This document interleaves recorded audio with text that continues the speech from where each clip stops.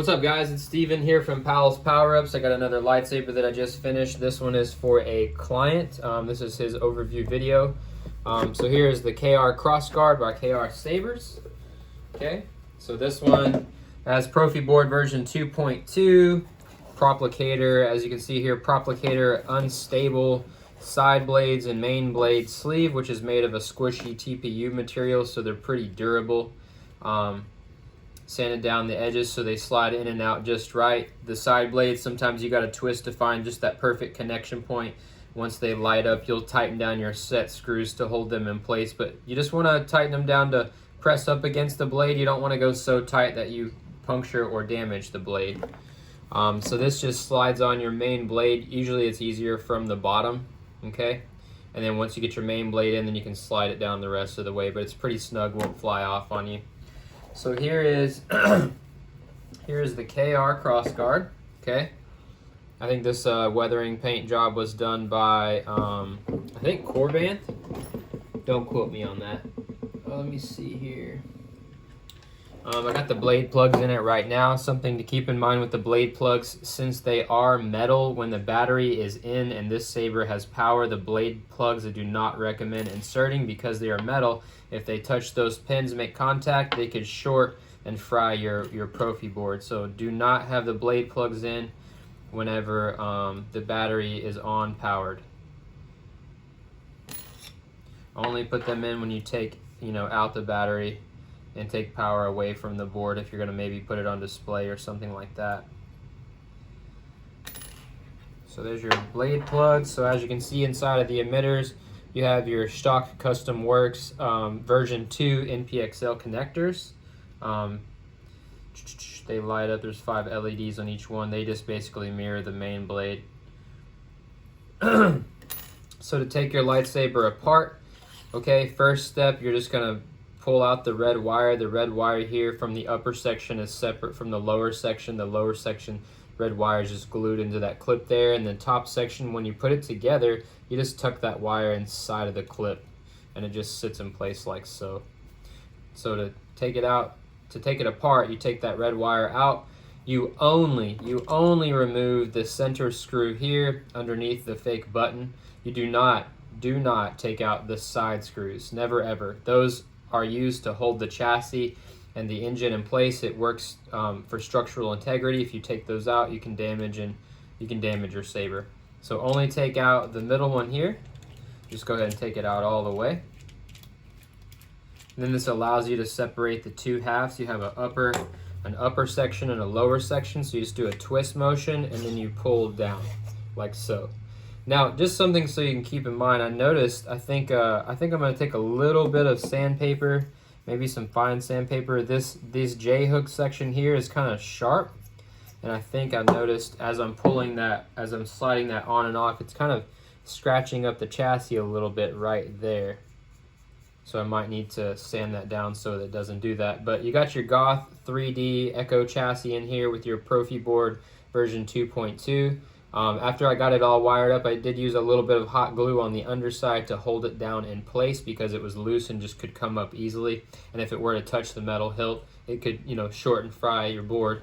So you don't want to do that. You got your kill switch here on the side, which is kind of pushed inwards, which it has to be because the switch itself has to clear when you slide the hilt on and off. The bottom side here, you got your 28mm Smuggler's Outpost Dark Side Elite bass speaker, which sounds great. It's very bassy. I put on here the K-Sith Krorssguard font. I like that font. I think it's the most screen accurate, very sharp sounds, good sounds, and it actually comes with 3 fonts in one, which I've actually made into 6 fonts. So 1 font I made into 6.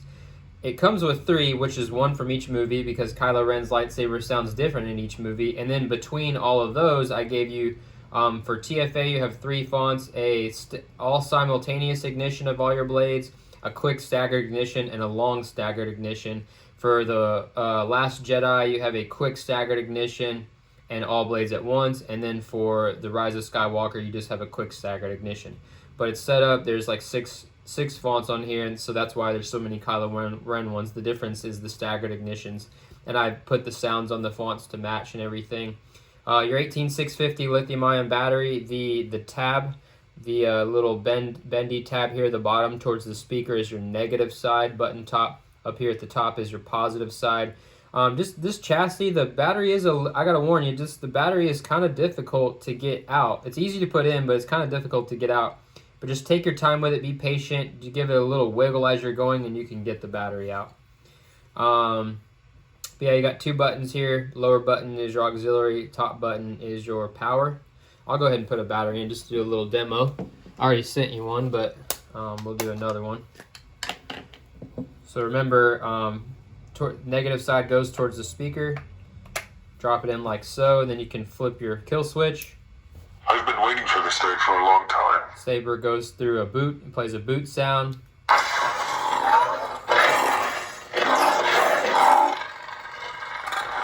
I also installed gesture controls on the Profi board here, so you have thrust on, right, and you have twist off. So the thrust on, start slow and then speed up through your thrust. If you try to just thrust fast, normally it doesn't work. So I start slow and then kind of give it a fast thrust because it needs to feel the thrust motion against the back end.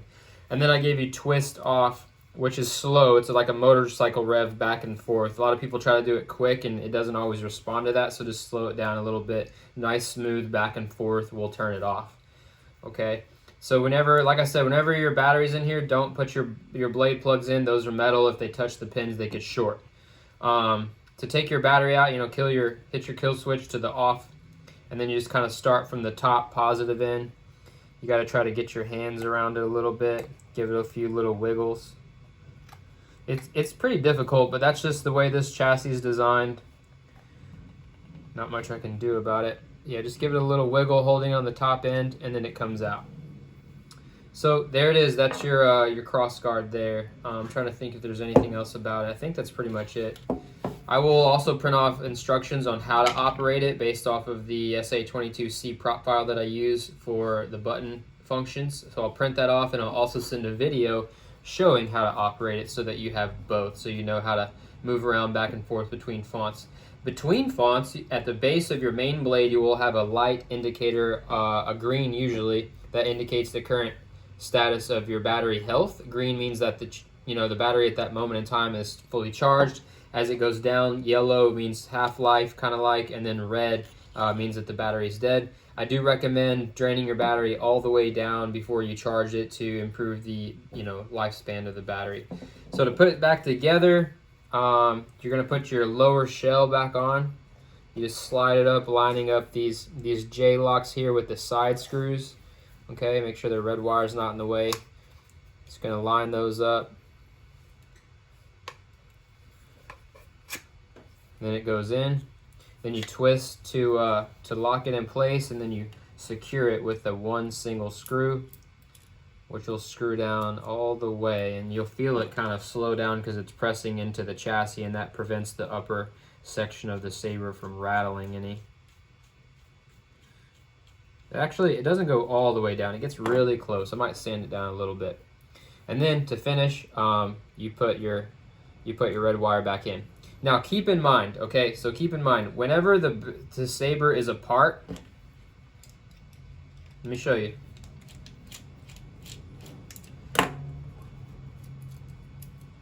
Whenever the Saber is apart, whenever it's in this state, it is very delicate and very easy to break. Only handle the Saber by the upper metal section. Do not handle it by the lower section, the chassis.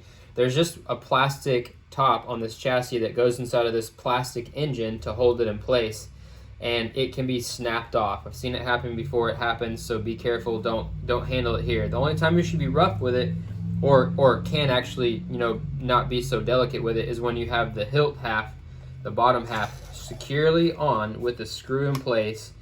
Once all of that's secure, then the Saber is ready to be handled. But I would not recommend putting your blades in and swinging it around with the lower half off. Keep that lower half on when you're ready to handle the Saber, like a lightsaber. Tuck your red wire in, and then you're good to go. So there it is. I'm going to get it boxed up and sent out to you ASAP. Hope you enjoy it.